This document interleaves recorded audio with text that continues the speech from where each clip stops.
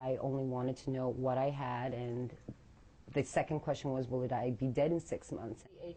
44-year-old Elizabeth Hebner says her heart sank when she was told that her pap smear was abnormal.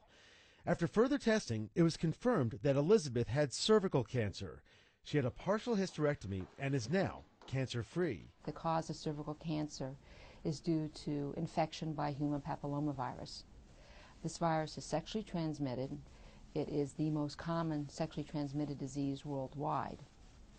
It's almost impossible to prevent acquisition or becoming infected with the virus if you're going to be sexually active.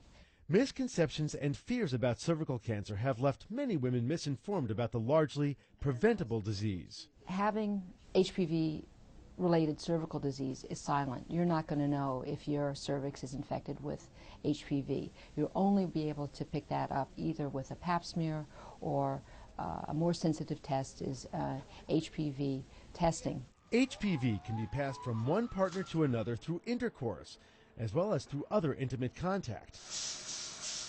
In addition to early detection through screening, a new vaccine now available could help prevent certain strains of the HPV virus.